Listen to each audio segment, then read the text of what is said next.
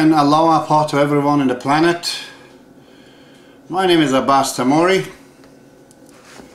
I am the elder of Baha'u'llah and is a special envoy on the planet. My job is to primarily to advise the Baha'is on the writing of Shoghi Effendi to set up the situation for the erection of the universal house of guardianship, which I have done. And a part of my business also is to elucidate and interpret and explain many of these writings that we have. But I insist that in future, when the universal loss of guardianship is formed, everything I say and I have put on the videos and otherwise to actually be visited by them and to correct it if they wish to. Anyways, time is 11:20. Today is the 7th of September, sorry. And I'm continuing with the 7 valleys that I'm supposed to explain that to you. And today is the Valley of Love. Now there are several areas to speak about this Valley of Love. One of them is just basically try to explain and retranslate some of the words that have been said in this. Secondly is trying to explain what this battle of love and wisdom, as Baha'u'llah speaks of it here, what this love is all about. And then look into the other resources in the Baha'u'llah's writing to find further study into the matter. And finally to shed some of my own thought of what I think the whole thing is. So where do we start? I think at the very outset I have to tell you that when we speak about the Valley of Love or the 7 valleys, this is not an alternative to the Baha'i faith. This is not a separate way for a person to say that I'm going to be searching, falling in love, coming to the wisdom, and understand this oneness in the universe and finally connect to God and bypass the Baha'i faith and a shortcut. That's not the way it's going to work. And to clarify this matter, Baha'u'llah in the Book of Certitude, it's very important, which I spoke to before, when he talks about the true seeker, and you'll have to listen to the previous videos. Then he continues, he speaks that the true seekers enters into the city, or otherwise valley, if you like, of certitude. So, seekers fall in the valley of certitude, not valley of love. That means then, there is a prelude to the love, to this love that Baha'u'llah speaks of in the valley of love, the 2nd valley. The first thing that has to happen for a seeker, he has to become a Baha'i. That's impossible otherwise. Well, when you're looking for God, if that's the plan, if that's what you understand from the 7 valleys, then you would have to know by insight, by any ways that you can, by reading, by hearing from the people, by wisdom, that God cannot be seen. You cannot be in the presence of God. It's only possible through His manifestation. So reaching to God is connection to God. It's not just you be there with God. No, that's not possible. So to understand God is through the manifestation of God. Manifestation of God, it was, it was Jesus, Moses, Krishna, Buddha, Muhammad, today's Baha'u'llah. So Baha'u'llah is not around now. Baha'u'llah's manifestation. What is Baha'u'llah's manifestation? Where is Baha'u'llah manifesting himself for us to see? In his revelations, which he calls it the City of Certitude. Isn't it? So we have to then visit the revelation of Baha'u'llah. Revelation of Baha'u'llah cannot be understood unless it is acted upon.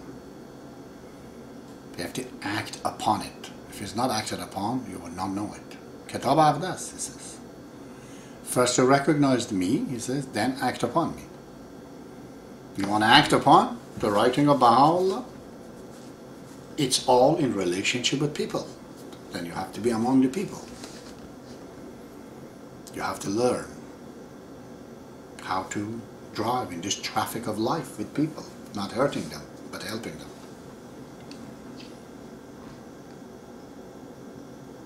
God, of course, has many manifestations. Baha'i faith says everything in this universe is the manifestation of God. Why would we then go to the manifestation of God in the sense of Baha'u'llah or Jesus Christ? Why not a stone? Because a stone does not manifest all the power of God.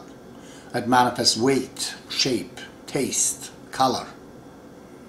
A plant manifests growth, life. Animal shows sight, 5 senses.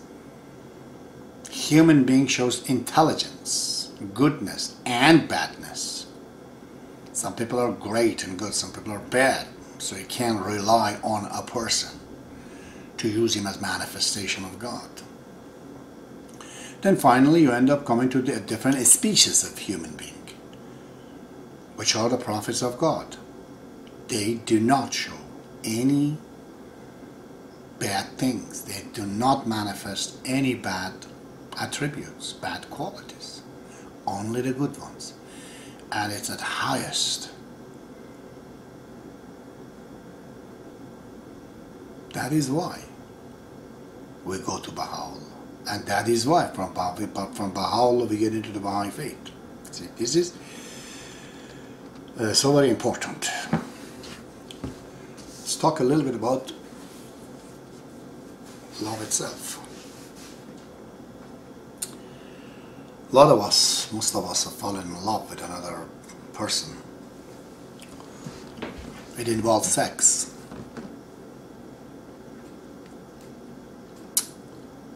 From sex, we fall into love. God is teaching us through the material, through the hormones, attractions. Just like the attraction of electron to proton to create hydrogen. The attraction of testosterone and estrogen in men makes them to go together, get closer. From there, God knows how many years ago, this man or this woman, they wanted to have more sex, get more closer. This attraction went from the material, jumped to a social level, to a spiritual level. Then he always wanted to be with her. She always wanted to be with him. Then the children that they came out, they became important. Then a family was formed. And from there they saw each other, a village was formed. See, God's teaching us love through sex. Sex and love are the same. None of them are bad. Sex is not bad. Sex is the most important things in the life. It's the 4 things. When we do not know what sex is, we are a kid.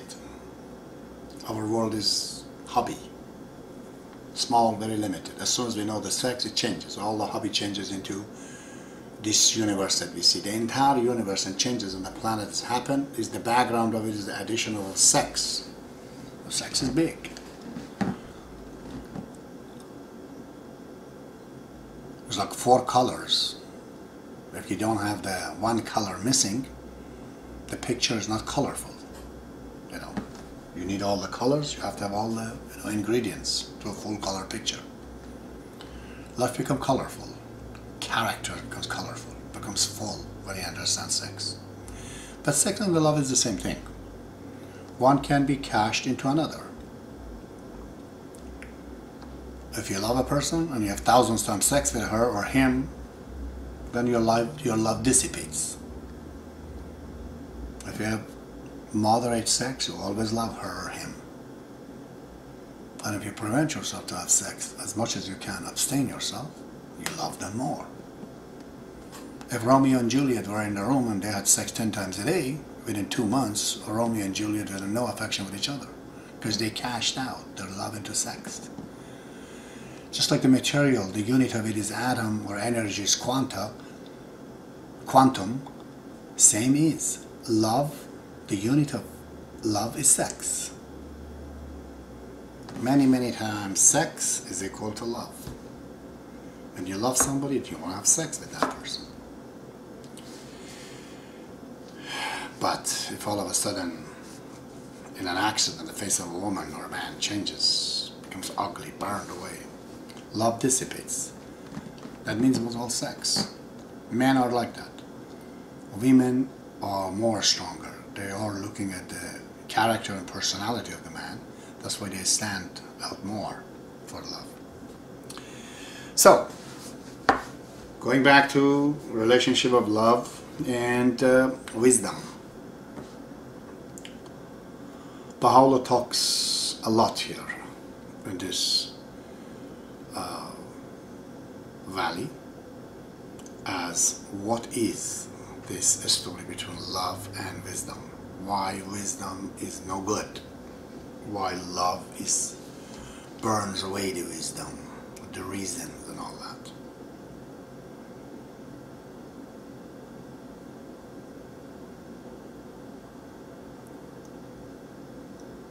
Love has one effect, has one drawback, has one virus. The virus of love is bad and wrong, beloved.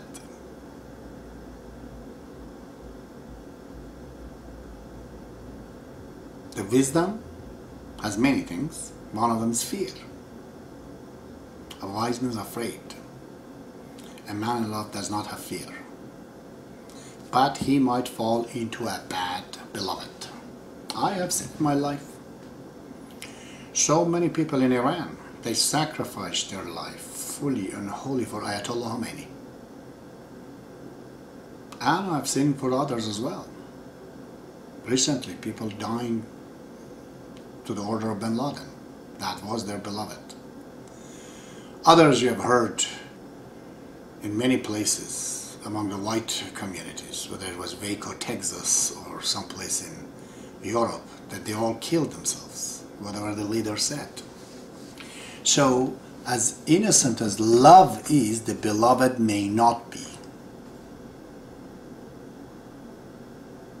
This is why Baha'u'llah says, the rostrum, the beak of the falcon of love.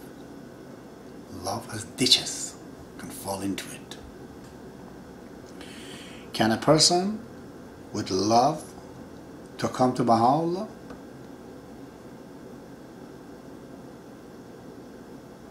Just by pure love? He might, if he is lucky. But if he's not lucky, before he sees a Baha'i, before he sees the Baha'u'llah, somebody else disguises himself as a great man, some writing, creates illusion, the poor guy falls into him. And he thinks he's the biggest man. I see every day those guys in Toronto. So the beloved, their beloved becomes somebody so wrong, and they're just stuck to it. Just like an addiction, like an heroin addiction. The man thinks this is it. So love cannot simply take us to Baha'u'llah. We have to have wisdom. We have to have reasoning.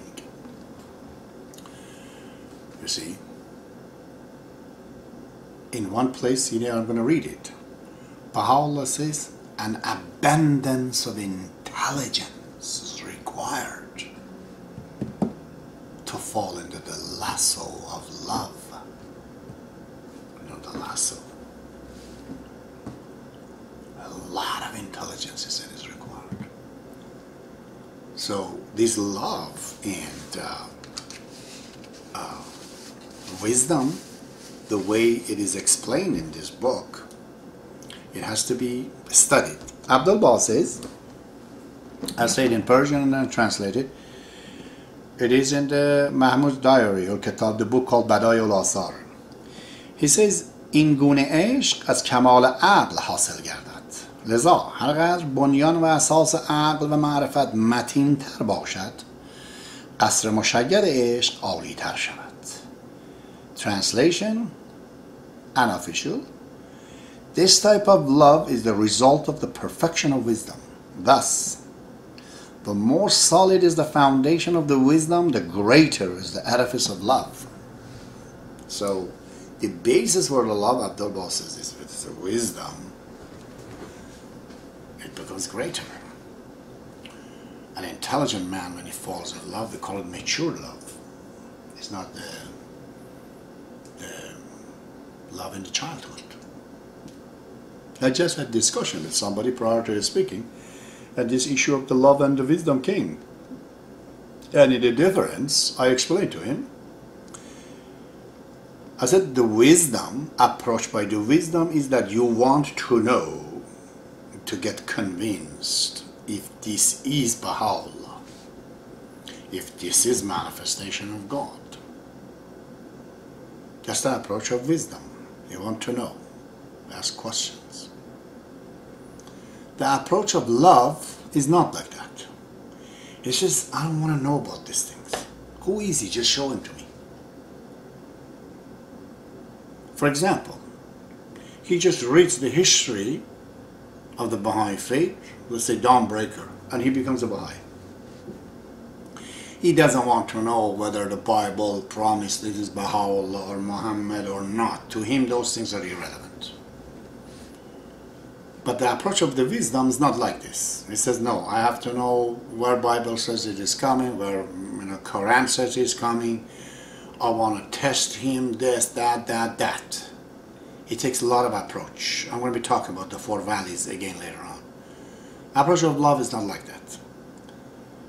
One of the scholars, which in many thousands ways disagree with him, has one good word in Iran. It was a revolutionary scholar, Mr. Shariati.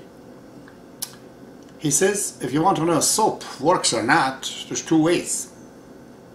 One, you have to know the chemical compound and the formula and whatnot, which requires you to have a lot of background in knowledge and science and physics and chemistry and biology in order to understand what this means. The other way is that just take the soap under the water and wash your hand. If it's washed, it's a good soap. These two is a good example for the approach of love and wisdom. Wisdom wants to test everything. Love says, no, let's go see it, if it works or not. I'm going to say I'm Baha'i, I'm going to teach it. In 10 days, 20 days, I'll find out. If it's good, I feel it. If it's not good, I'm not going to go for it. And I don't want to know what people say and what this is and what that is. That's what these two approaches are. That's why Baha'u'llah alludes a lot. So I'm just bringing you an example of this. So, I explained again that the problem with the love is the wrong beloved. Problem with the wisdom is fear. One of them is fear. So, with this little bit of introductions, I like to read this Book of Certitude. Page 194, I read for you from page 192 to 194, last paragraph, which talks about the true seekers. Last night we did it, you know. And then he continues as such. I'm going to read it. It's so important to know that from the valley of search, seeker has to become a Baha'i first. Then, once he's a Baha'i, you have to understand what love is in the Baha'i faith. Otherwise, you cannot just say that, oh, I don't need a Baha'i faith and go. Baha'u'llah has not revealed this tablet to mean this. This is why there's a correction, if you want to know. A further explanation of him in the Book of Certitude, page 195. I'm going to be reading it.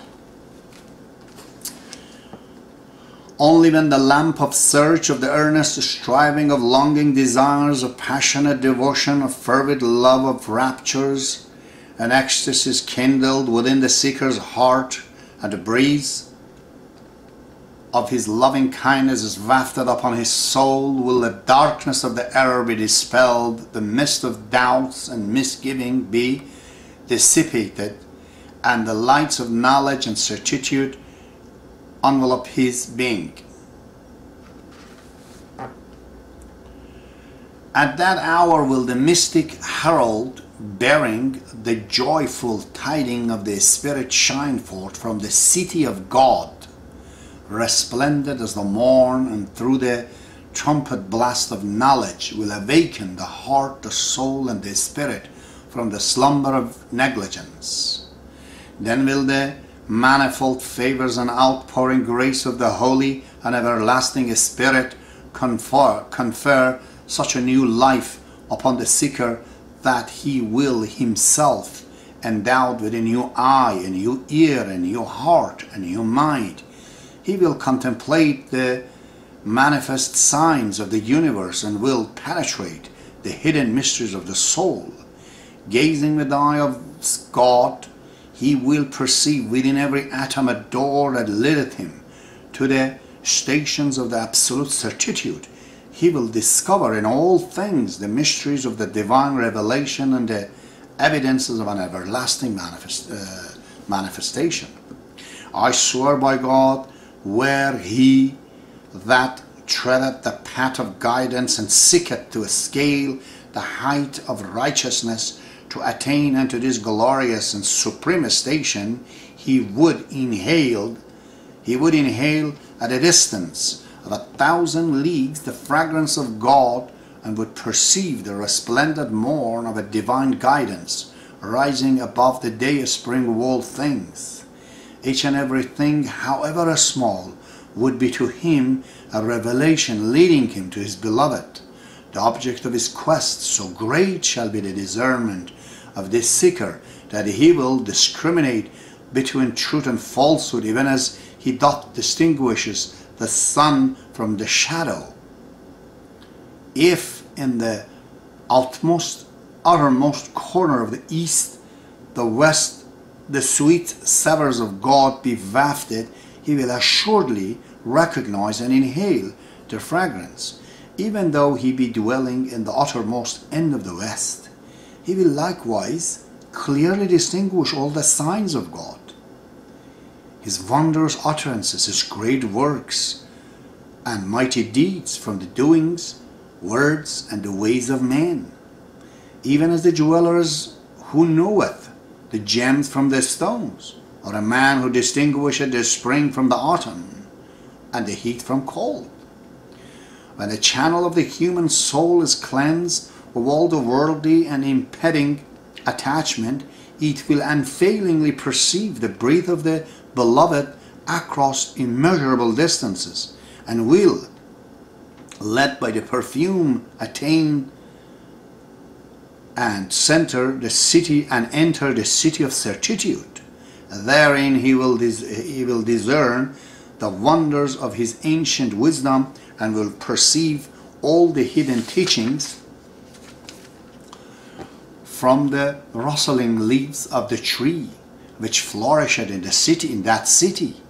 With both his inner and his outer ear, he will hear from its dust and hymns of the glory and praise ascending unto the Lord of Lords, and with his inner eyes will he discover the mysteries of return and revival. How unspeakably glorious are the signs, the tokens and revelation and resplendor and splendors which he will in the King of names and utterance had destined for that city. The attainment of this city quencheth thirst without water, and kindled the love of God without fire. Within every blade of the grass are enshrined the mysteries of an inscrutable wisdom, and upon every rose bush a myriad nightingale pour out a blissful rapture, their melody, its wondrous tulip unfold the mystery of the undying fire and the burning bush, and its sweet savors of holiness breathe the perfume of the messianic spirits. It bestoweth wealth without gold, and conferred immortality without death. In every leaf ineffable delights are treasured, and within every chamber unnumbered mysteries lie hidden. They that valiantly labor in the quest of God's will, when once they have renounced all else but Him, will be so attached and wedded to that city that a moment's separation from its world, from it, would be to them unthinkable. They will hearken unto the infallible proofs from the hyacinth of that assembly, and receive the surest testimonies from the beauty of its rose and melody of its nightingale. Once in about 1,000 years shall this city be renewed and readorned. Wherefore, O my friend, it behoveth us to exert the highest endeavour to attain unto that city, and by the grace of God and His loving kingdom rend asunder the veils of glory, so that we, with the inflexible steadfastness, we may sacrifice our drooping souls in the path of the new beloved. We should with the tearful eyes fervently and repeatedly implore Him to grant us the favour of that grace. That city is none other than the Word of God, revealed in every age and dispensation. So this is from the Book of Certitude. It tells us the seeking towards God. We will come to the valley of, or the city, they're both applicable, to the City of Certitude, which is the revelation of God. Once you are here, now you can actually read the Valley of Love. Okay, if you're not a Baha'i, if you haven't understood this, you are out of commission. Is that you don't know there is a sun. Can you imagine a person who does not know the sun exists? They can't point to it? That blind is the person who doesn't know Baha'u'llah. Literally. So, this is very important. Very, very important. But don't think 7 valleys is made as a shortcut that you can bypass Baha'u'llah, the Baha'i faith, to go there. No, it's not. So, I'm going to be speaking a little bit more, because I know it's going to be big topics I have in front of me. I'm going to read the Valley of Love. It says, enters the Valley of Love, and dissolved in the fire of love. In this city the heaven of ecstasies are praised, and the world illumining sun of yearning shineth, and the fire of love is ablaze. And when the fire of love is ablaze, it burns to the ashes, the harvest of reason. You want to know what the harvest of reason is? Read the stories, the Baha'i, the history in the Baha'i faith. Try to reason why Sulaiman Khan put all that burning, candle in his body. Try to reason. Why would a most excellent Baha'i, such as the author of the Dawnbreaker, when Baha'u'llah died, went on the cliff and threw himself down? Why did Zabi cut his throat and throw himself into the Tigris? Try to reason. This is where the harvest of reason goes. There's a different kind of reasons required, I tell you. Okay, now, continue. Now is the traveller unaware of himself, and of naught, and of aught besides himself. He seeth neither ignorance nor knowledge, neither doubt or certitude. He knoweth not the morn of guidance from the night of error. He fleeth both from unbelief and faith. Okay, and deadly poison is a balm to him. Wherefore Attar saith, for the infidel error, for the faithful faith, for Attar heart's atom of thy pain. Okay. So again, this morn of guidance and the night of error and all that, you try to say those things to Anis. You know who Anis was? Anis is the person who dies with the Bab. The night the Bab was to be martyred tomorrow, he said to his company, they were letters of living. These people were special people. He said to them, I will be dead tomorrow. They will martyr me. I will be killed. Why not one of you do it to me tonight? It's better to be killed with in the hand of friends than the enemies. To kill Bab, and you have put all your life to follow him to this point, and you have to kill him? They said, Master, unthinkable.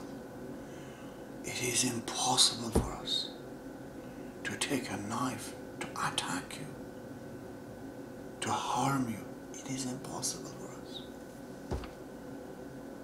What did Anis said? Anis said, I will do it, sir. If that is what you wish, I will do whatever you say. This is what it is. If you want to understand the level of the wisdom, the level of obedience, the level of faith, it's a different level. This is why these things are said. Because what is guidance at that time? Not to kill the Bab? Or it is because he said so. See? And this word from Attar, of course, Attar is 5th century, a mystic knower, RF they call him. With all his great writings about God, he did not understand, this man did not understand what velayat or guardianship in Islam is. He mixed them up. So that's what it means. It says the infidels, they like infidelity, you know, sex, love, or whatever. And the faithful, they like this religion, that religion. I'm tired of both, he says. The pain. When a person comes to the pain and is suffering of love, he means, that is, he says, what I need. And Baha'u'llah says here, the state of this valley is pain. If there is no pain, the journey will never end. In this station, the lover had no thought save the beloved, and seeketh no refuge save the friend. At every moment he offereth 100 lives in the path of loved ones. At loved one, at every step he throweth 1,000 head at the feet of the beloved. Pain sounds like masochism. It's not. There's two types of pain. One pain is we inflict upon ourselves because we smoke cocaine, we steal money, we do wrong things, we get punished, we go to jail. Our hand gets cut off, our health becomes compromised. There's a punishment. There's another pain that they're they're inflicting on you. You actually do not want to go to jail, you want the freedom of the African. But the government throws you in jail, as was the case with Nelson Mandela. Nelson Mandela was not wishing to go to jail, he wanted to be free. But he wants this freedom for everyone. For that, he paid the price of going to jail. So he has to follow the pain that comes with it. This pain is like the pregnancy. The woman becomes pregnant with a pain that is really cheerful. Ultimately, it is good. This is that kind of a pain that you have to go through in order to get out. It's not masochism. O my brother, until thou enter the Egypt of love, thou shalt never come to the Joseph of the beauty of the friend. And until, like Jacob, thou forsake thine outward eyes, thou shalt never open the eye of thine inward being. And until thou burn with the fire of love, thou shalt never commune with the lover of longing. You know the story of Joseph, that his brothers, because they were jealous of him, as it is stated in the Old Testament. They throw him in the well. He was taken out of the well by the caravan. He goes to Egypt. He goes up. Finally becomes, almost like a prime minister to the Pharaoh. And Jacob was always wanting to see his lost son, which the brothers, they told him he was, killed by a wolf. And they brought the shirt, the bloody shirt, to him, and were crying so much because of Joseph. He lost his eyes.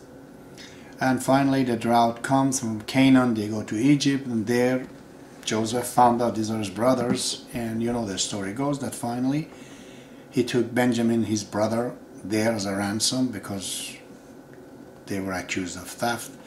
And he said the father has to come here, and Jacob comes and he smells the Joseph right in the room, and he knew this is his son. This is the reference to that. So this is what Egypt is, this story.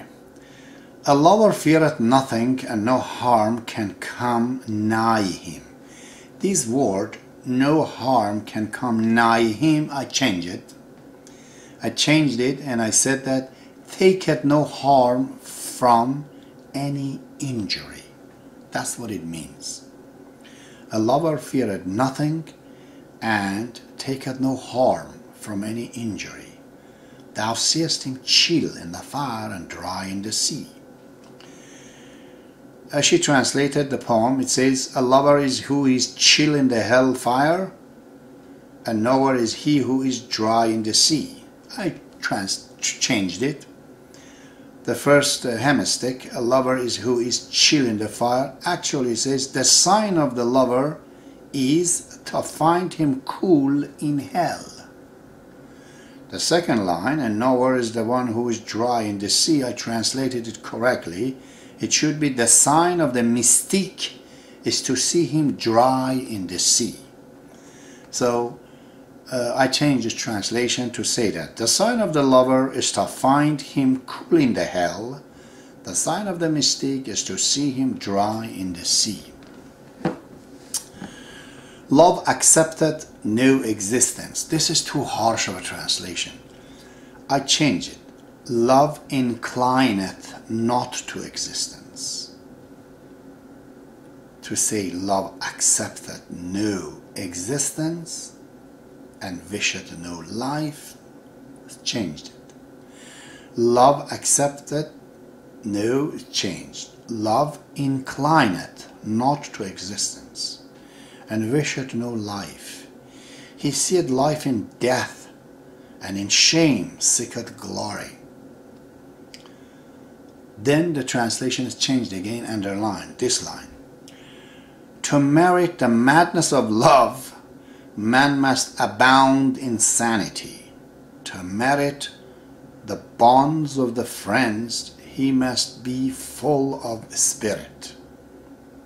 I changed that. Instead of saying to merit the madness of love, man must abound in sanity, I say that. Let's continue from the beginning. Love inclineth not to existence and wisheth no life. He seeth life in death, and in shame seeketh the glory. Then, I translated, abundant must be the intelligence to be worthy of the abolition of love, and headstrong must be to fall into the lasso of love. Blessed the neck that is caught in his noose, happy the head that falleth on the dust in the pathway of his love. Wherefore, O friend, give up thyself. It should be thy ego, not self. Self has to exist.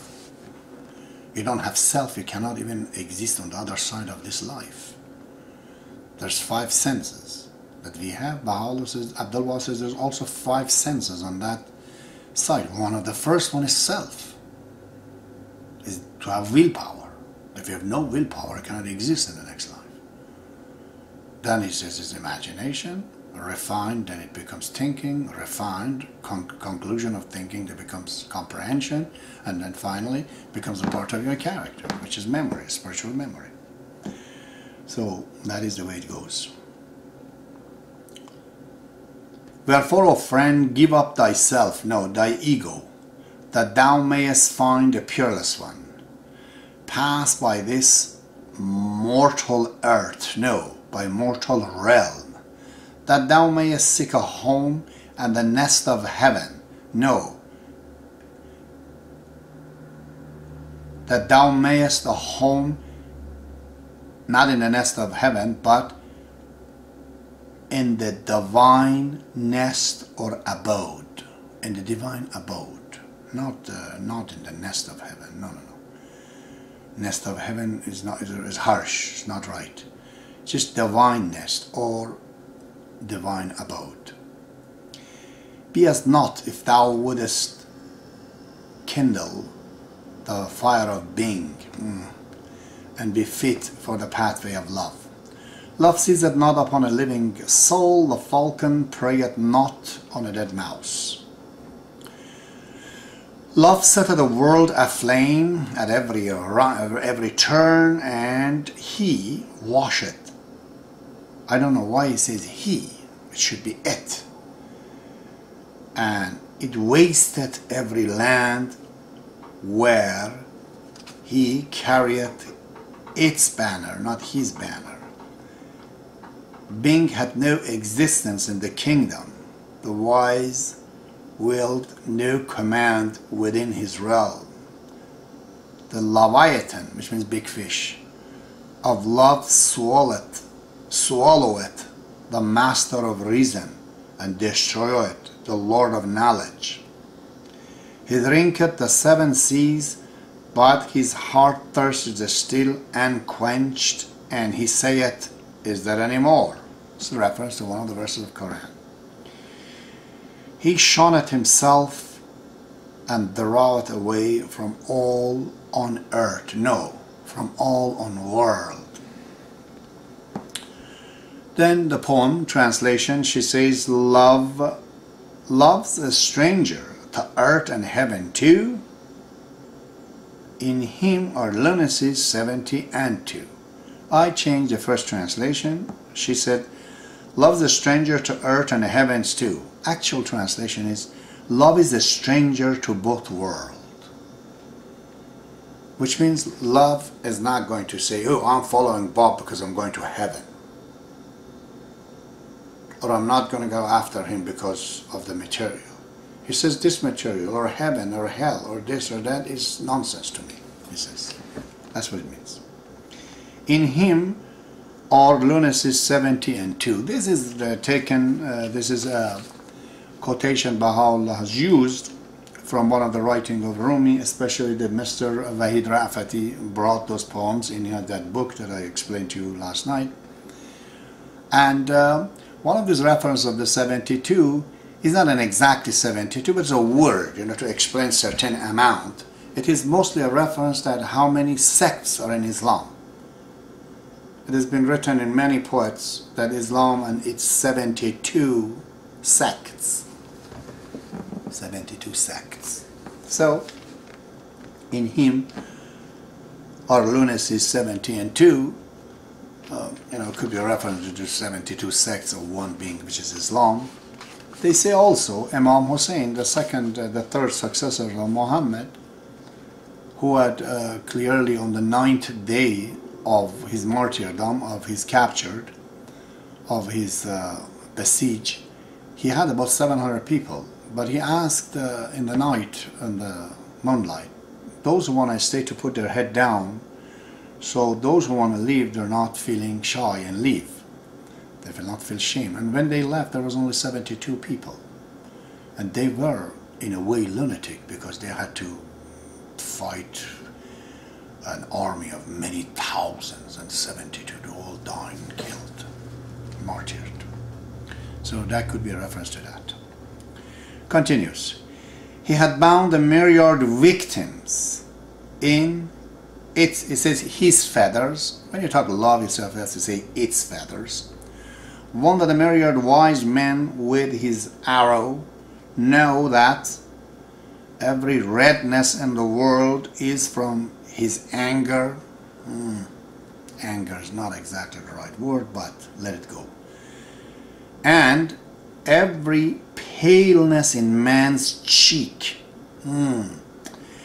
It really should be translated, and every yellowish face, like jaundice, it says. So paleness in man's cheek, no. It should be every yellowish face is from his poison. Because before like that, when a person gets poisoned, you can see the face turns yellow. He yielded no remedy but death. This death is again harsh. It should be translated as material renunciation. Well, if you renounce all the material, that includes dying, because you're renouncing material. So it should say that he yielded no remedy but material renunciation. He walked not save in the valley of the shadow. That's again, it should be changed. This is the word shadow, which means material nothingness. Why? Because if there's no matter, then there's non-matter. Spiritual. The word is Adam. Adam, yes, it doesn't mean death. Adam means really nothingness. But it is not nothingness as such, nothing. It is not utter nothing. Material nothingness. In this case, Adam has to be translated as material nothingness. Well, obviously you have to read the 7 valleys yourself and then remember what did I translate. I translated the shadow for the material nothingness. Yet sweeter than the honey is his venom, should be its venom, on the lover's lip, and fairer his destruction in the seeker's eye than 100,000 lives. Wherefore must the veils of the satanic self be burned away at the fire of love, that the spirit may be purified and cleansed, and thus may know the station of the Lord of the world. This Lord of the world, the word is Sayyid Lolak. Sayyid means Lord. Lolak, it doesn't mean world. Lolak is an Arabic word. Lo means if. La means no. Ka means you. Shoghi Effendi has translated this word in the Book of Certitude, which means which means, but for thee I would have not created the spheres. Lawlaka lamma khalaqtul afraq. He says, it wasn't for you, I would have not created the creations. God says to Muhammad. Why? Because Muhammad is the will of God. Muhammad is the manifestation of the will of God. Is the manifestation of the word of God. And how does God create? Through his will. That's the Baha'i philosophy. Baha'i philosophy says God uses his willpower, which is Baha'u'llah. This Baha'u'llah is a manifestation of real Baha'u'llah. What we know him in the earth as Baha'u'llah is the manifestation of a reality called Baha'u'llah. But that one is responsible for creation, which is also the station of Muhammad. So you could say the Lord of the world, but you have to say maybe the Lord of the creations of the world, to be even a little bit close. But the truth is that the Lord of the world has to be changed, a station of the Lord of, but for thee I would have not created the spheres. Lola K itself means but for thee. Shoghi Effendi brought the rest of it too, because sometimes these things use in abbreviations. When Baha'u'llah says Sayyid al-Lolak, he means Sayyid al-Lolak lamma khalaqtul aflaq. But lamma khalaqtul aflaq is not written, because Lolaka is in the front. It means the rest has to be understood. Okay. And finally, wherefore must the veils of the satanic self, satanic ego, be burned away at the fire of love, that the spirit may be purified and cleansed, and thus may know the station of the Lord. But for thee I would have not created spheres. Kindle a fire of love and burn away all things. Then set thy foot in the land of lovers. The poem. And finally, and if confirmed by the Creator, the lover escapes from the claws of the eagle. No, the claws of the eagle is not it. The word is Shahin. Shahin means falcon. And he's not using the claw. Baha'u'llah used the word mengar, and mengar means the beak or the rostrum. The rostrum of the falcon of love, he will enter the valley of knowledge. So for the claws of eagle, just read it as the rostrum of the falcon. Rostrum, R-O-S-T-R-O-U-M. Rostrum means beak of the falcon of love. Okay. There's a few things now we're going to discuss here before we finish this up. There are a couple of words here, very important. It says abundance of intelligence is needed to fall in this love. And then it says the steed of the love is pain. Okay. People ask me, how do we, I don't understand when I read the Baha'i faith. What about some of these people, that the way they talk about the love of God? How does somebody fall in love with God?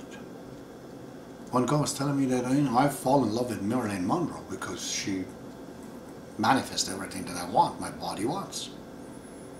Or a woman, my wife, God. How do I fall in love with what? They want to know fall in love.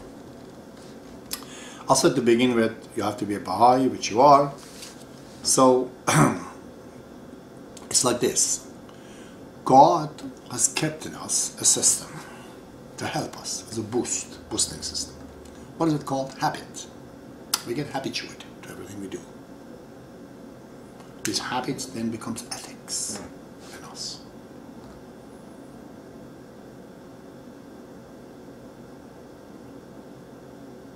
How bad is smoking? Anybody who has smokes in his life, he knows the first puff of the smoke was so hard for him. But he pushed it and it became habit. We can get habituated to everything. As a Baha'i, you have to go on a series of diet. You know how you go on diet? It's so hard. But if you do, gradually you see the result, and the result will give you the hope. Oh, I can do it. Or you save money. When you have a little bit of money, you say, forget it. But once you save and you have a little bit more and more and more, then you become stingy and you become calculative and you become economic. And you do not want to destroy the money fast. Or bodybuilding. First you go on a machine, so hard, so difficult. But you keep doing it 6 months, although you hate doing it. You do it in 6 months, then finally the result will come. Baha'i faith, love of God is the same thing. First of all, go read Baha'i history. Never mind now the Baha'i other writings. Read Dawnbreakers. Don't read it like a comics. Don't read it like a movie. Read it to remember it. Read it that when I ask you what happened in Shiraz, you can tell me. What was the name of the books of Bab there? Who did he talk? You have to remember that. That kind of a reading. Not reading for yourself. Reading where you can explain what did you see. So get a book, get a notebook, write things down so you can remember it. Although you don't feel that this is going to get you anywhere, don't worry about it, just keep doing it. Once you read some of these books, it's the nature of man. When he has intakes so many things, he has to give it out. An exhaust system. Then you end up talking to people. As you do, you see people are getting a buzz from your talk when you talk about Baha'i faith. They appreciate it. Their appreciation invigorates you more. Then you look at it, oh, it's a nice hobby. You continue and say, oh, this is a great pleasure in this. Now it's not a habit, it becomes an ethics. You just love doing it. And like there.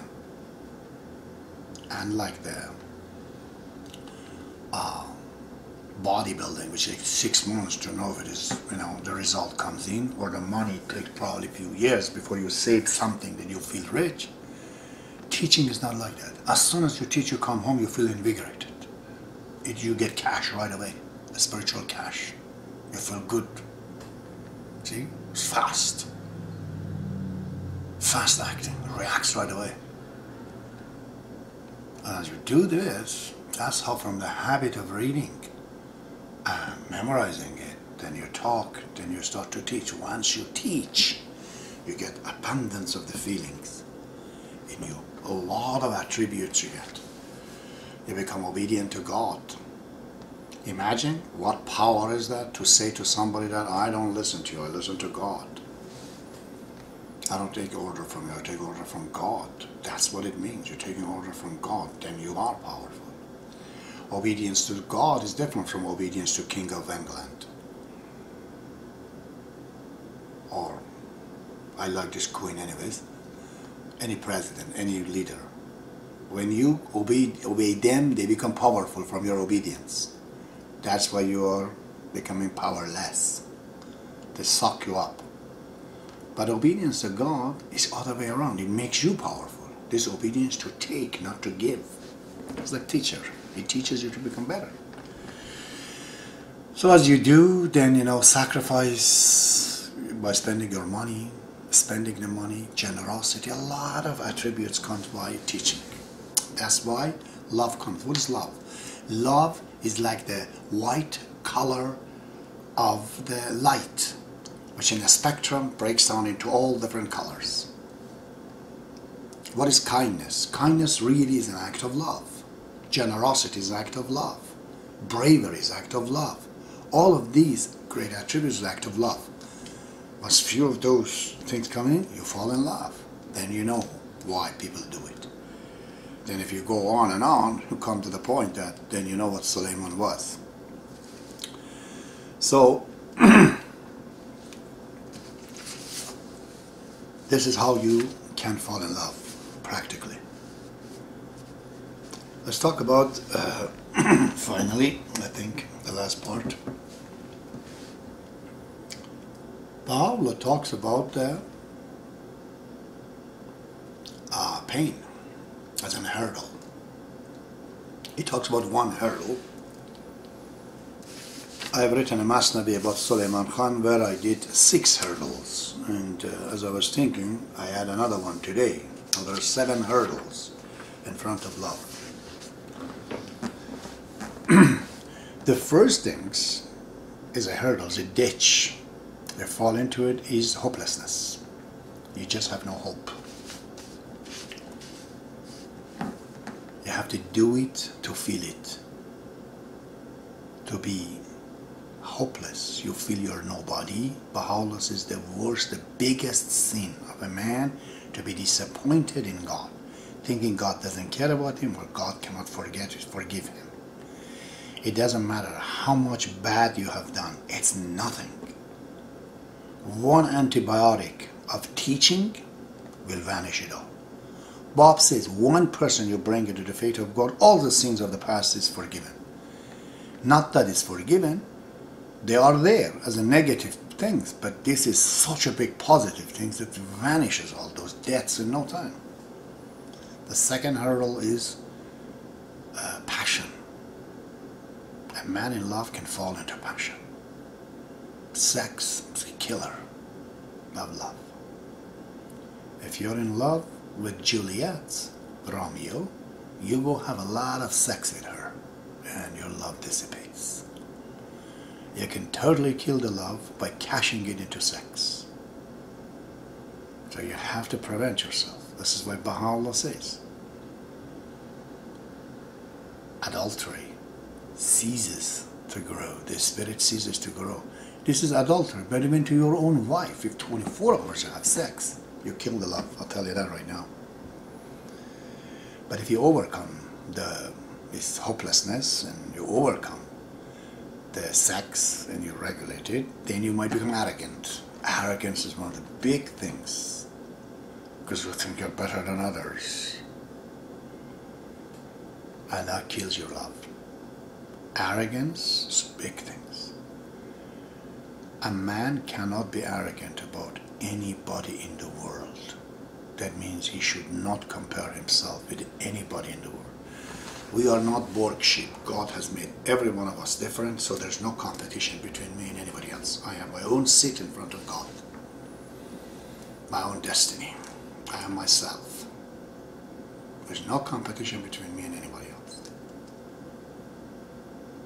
To feel arrogant, compare yourself with another person you think is bigger than him, even if this person is Saddam Hussein, even if this person is Adolf Hitler. Let me be very clear. It is just like a standing in front of the mother, who has 5 children, and one of them is handicapped. One of them has mental problem.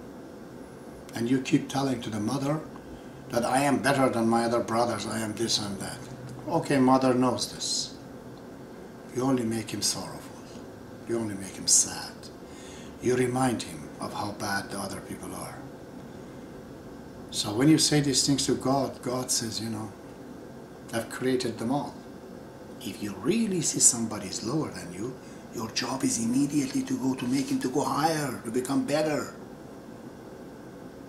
If you really, really believe that you are better than him, go make him also to be like you better. Not to put him down, because if you do that, you're like a man whose right hand wants to fight with his left hand, you know. What that man is crazy. An arrogant man is crazy, because another man is another part of humanity, another part of us. Even though he's sick. So what? Then you're a teacher. Assume the teacher job. Go teach him. Change him. Don't say you're better, okay? If you do, make God sad. And if you overcome that, you might fall into fame. Another ditch is fame. People tell you, oh, how great you are. How what a master you are, Abbas. Abbas, you're the greatest man in the world. I says, greater you are. There's such a great man like me is teaching you, brother. You must be then greater than me. If I'm seriously believing in me that I am one of the greatest teachers, then you must be the greatest students. Is the student greater to God or the teachers? You have to answer that. If the student is not so great, then why the teacher is so great to be sent for this student? Therefore, the student must be great if you think you're a great teacher. You see? Do not fall into words that people tell you. Somebody was trying to tell me that, oh, Mr. Taimur, you're so great, you're so powerful, and look, I can't do what you do. I'm afraid of my wife and this and that. I told him, what are you trying to do? You're trying to feed my ego? And the reason that why you can't do is because I am big? My bigness and my greatness got nothing to what you are doing or what you should be doing. What kind of a thing is this? You want to make an arrogant man to become your obedient servant? Just keep saying to him that you are the greatest man in the world. Because he believes himself as a great, when you acknowledge to that, then he thinks you're so great that you understood him and he becomes your servant. I told him, don't use that game, you know, with me. I don't know what I am. I do not know really. I am the puzzle of God, and God is my puzzle, really. As for you, what you have to do, do not try to, you know, put on things on me that so you can't do anything. Stay away from this being famous, you know. Oh, I have to be people appreciations. If you overcome that, there's another hurdle, big one too. It's fear. See, the fear is the problem. Often we fear things that we should not fear. And we're afraid of the things that we should not fear at all. But we're not afraid of the things that we don't know. Do you know what tomorrow might happen? No. Why aren't you afraid of it? Because you don't know it. Well, the fear of unknown is much bigger than the fear of known. This fear should not be for your sake. It should be fear for the sake of others. If you're afraid of a lion is in the room and you slowly get out so that a lion doesn't come on you and kill you. You have to be afraid of the lion. You have to be afraid of the disease. You have to be afraid of the things that harms you. But if somebody else is exposed to it, a child is in the hand of a snake or a lion, what do? You have to save that child and that person. That's where the fear should not come in.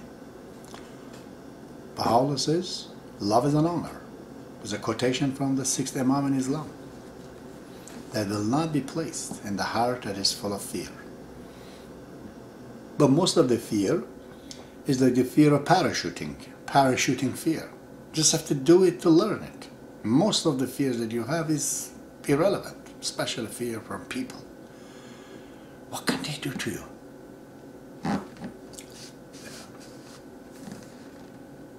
These guys, they were in Iran, I remember. They were telling me they kill me and do this and that and that and that and that and that. I said, you know, wishful thinking. I said, we're all alone here. I'm in this car with you and you're 5 of you are there. Let's do it then, I said. I'll bring you the knife.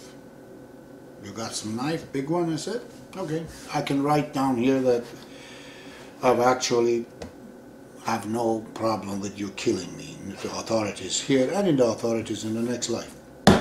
You're exempted from killing me. Do you got the guts to do it now? I said. Wishful thinking. You think you can kill me, you can harm me? Go ahead, I said. Do it. And then they found out that they actually can't do it. Because I asked them to do it. I challenged them to do it. And I said, I'm not going to fight. I'm just going to look at you. Just go ahead, do it. And these so-called violent people, you know, lushes, hooligans, then they found that they're so incapable actually of doing it. You have to overcome fear. I can't explain too much about these things. The 6th one is to be balanced. If you lose your balance under the pressure, you're not going to get past this valley of love. Balance is so important. Thousands of words they have said about me. I can't say it. It might upset some of you. I don't give 2 hoots about what they say. In fact of the matter, I'm more worried and sorry for those who say these things. Not for myself. I asked Baha'u'llah, Abdu'l-Baha, Abdu'l-Baha, the judges of the next life, actually to completely forgive whoever has done anything wrong to me. I have no complaint. And forgive me for whatever I have done wrong. I have no qualm. People are doing what they understand, and they're saying what they have realized. These are not necessarily a statement of intention. It's not a statement of ignorance, of oblivion. And finally, of course, as Baha'u'llah says, the hurdle is pain. This pain I explained to you, there's few hurdles in pain. Many of you, when you read how the Baha'is in the history books, Dawnbreakers and others, it's amazing, when you read how they actually resisted. You feel yourself as a feeble, destitute nobody. It's not the case. Many of the time, a mother, an ordinary guy, when they fall in a challenge with a bear, we heard there's a story made out in Canada. The guy with a small little knife killed the bear. Mother overcome the lion to save the children. If you are a spiritual, especially you're involved in teaching, you get cut by the people supposedly they want to punish you and do this to you. The first few moments you have a fear. What's going to happen to me? Within 10 minutes or so, you overcome it. And I mean any one of you. Be an old lady, a handicapped person, small, tiny, midget person. Only the lack of a spirituality makes you to be feared. You're afraid of pain. If you are a spiritual person, if you're teaching, if you're with Baha'u'llah, you will take any pain comes to you. In the beginning it's hard. Believe me. If you look at the history of the Baha'i faith, people have taken tortures of all kind. They were very ordinary people. Old women sometimes. They've taken it. I believe the Anglo-Saxon race, I've seen their history, they're ready for it right now. The things that they're going to endeavor, the things that they're going to endure is way harsher than the beginning of the Baha'i book, faith. A lot harsher. And these people of Canada, United States, Anglo-Saxon race, white people, they're going to take that. They're going to take all those tortures. Unbelievably, they would. But as you get to it gradually, you'll see it's possible. Because God comes and helps. Very amazingly. Is there any other things in my note that I have to speak of? I think I've spoken everything that I wanted to say.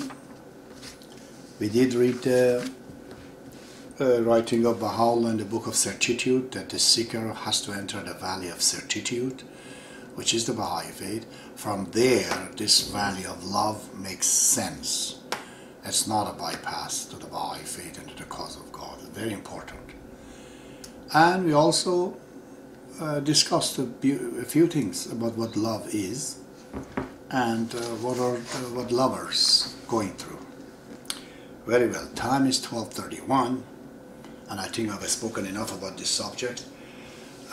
I try to always demystify things, try to make sense out of it, that everyone can understand. I hope I achieved that. You be the judge. Baha'u'llah be with you. Allahu Akbar.